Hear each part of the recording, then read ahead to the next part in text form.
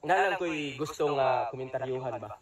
Kabahin bitaw atong comment ni R.A. Fuentes, usa ka debater sa Baptist o pastor ni day siya pod sa Baptist.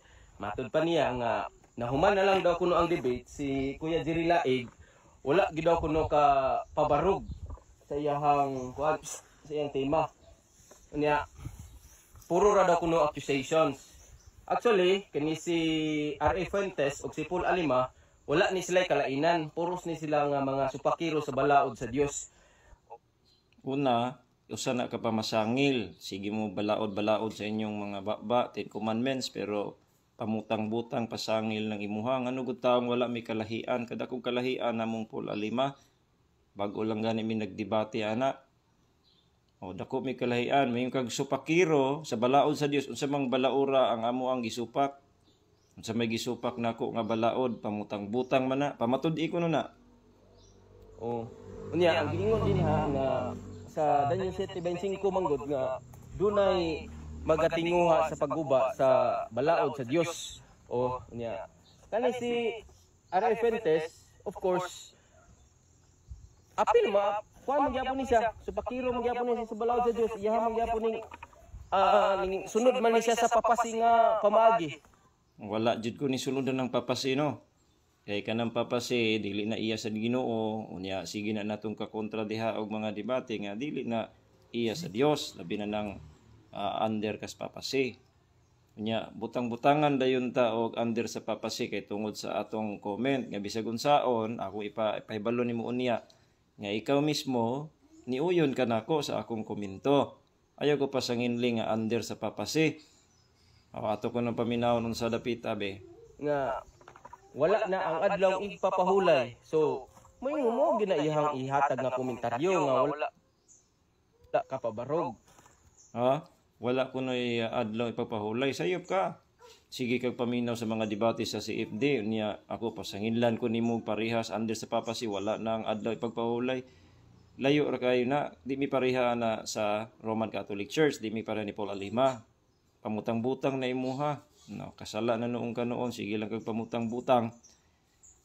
Ako nagtuomi nga kanang adlaw ipagpahulay sa Old Testament ang isugo ng mga Hudyo. Pwede na sa New Testament para sa mga dili luwas.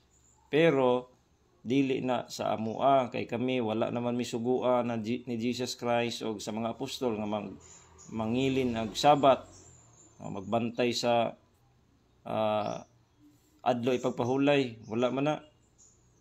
Unya ang papasi o kanang Roman Catholic Church kang Paul Alima, ang ilahang Sabat imbes nga Sabado, Domingo ang ilang Sabat. So di mi parehas. Hilig jud kay mo mga kasagara ninyo mga SDA, bahala dili tanan, pero kasagara ninyo hilig kay mo pamasangil, pamutang-butang. Unya sige mo 10 commandments na diya sa inyong 10 commandments ay pamutang-butang. Do not false accuse your neighbor. Pero kung kini si Paul Alima, kung atubang siya sa kuha, karong Mayo 5, itunong na to sa debate sa kang Argesino o kang kuan, atong sa tag-iya sa page sa Tell the World, ako ang barugan nga gituman sa papasi ang propesiya sa Daniel 7:25. O kana, kung kana siya, interesado siya. Mo na diha.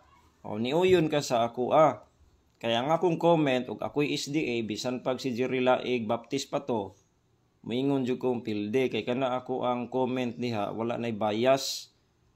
Puro ra to pasangil kan Jerry Laig. Kaya ang iyang tema Roman Catholic Church ang katumanan. Unya karon ang imong hagit ni Paul Alima papasi. So ikaw maayo nga ikaw hasta ikaw ni angkon ka.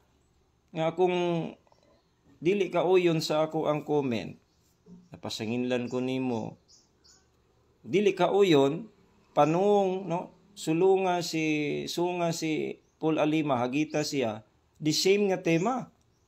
Karon nganong dili man the same kay kabalo ka nga kung pangutan-on kag pronoun og noun og pronoun kay sa verse manggod he unya ang tema ni Jerry Laig Roman Catholic Church. pag ingog Roman Catholic Church dili man gyud na one person. Okay, kinatibuk-an man na. So kabalo ka nga takilid ang tema mao nang imong usbon. Ha? Aron ka masayod, kana akong comment diha, honest na, dili wala ko gidapigan na, dili na pasabot nga sakto na si Paul Alima sa ilahang relihiyon, dili, pero aning debatiha, alkansi gid ang SDA na. Sa tema palang daan, no, mao na imo tanaway mong hagit ni Paul Alima. Usbon nimong papasi. May papasi pa to, akong comment diha, kung papasi pa o kahapop sa Roman Catholic Church, na pay chance nga makaaway-away. Pero kanang Roman Catholic Church sa tema ni Jerry Laig wala ay binuang.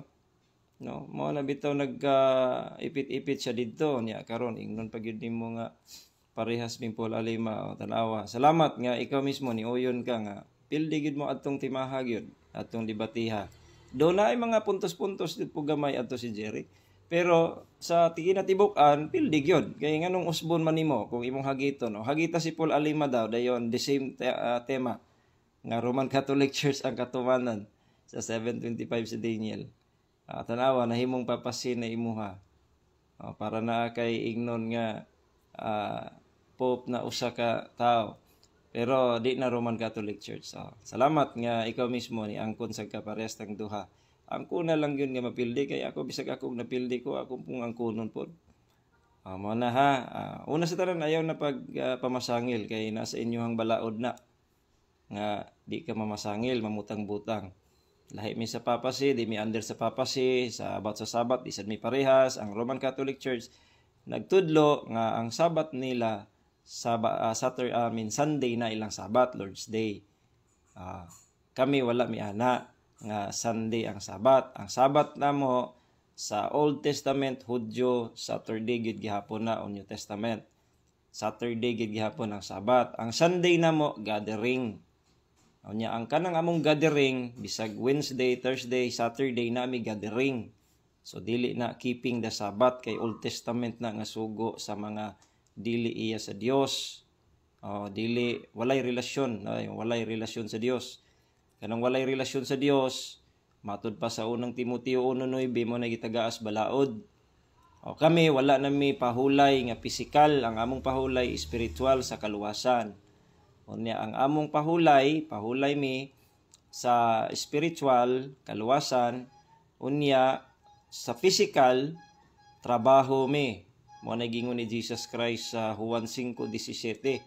Trabaho, wala mi pahulay sa unod. Trabaho mi everyday mi gatrabaho maayo, buhat mig maayo aron sundo namo si Jesus Christ kay si Kristo wala mi pahulay. Wala mi pahulay kag ingong kag nisulod og sinaguga. Dili na siya kinatibuk-an sa sugo sa sabat sa Old Testament. Pahulay man na. So si Kristo nagtrabaho. Kung kamo nagpahulay, si Kristo nagtrabaho hastang mga apostol. Suway nagsukol sa ako kaninyong sabat. O kanang imong pasangil nga supakiro mi. Suway nagsukol, online or public. Tanaw na to kung makapuntos ka.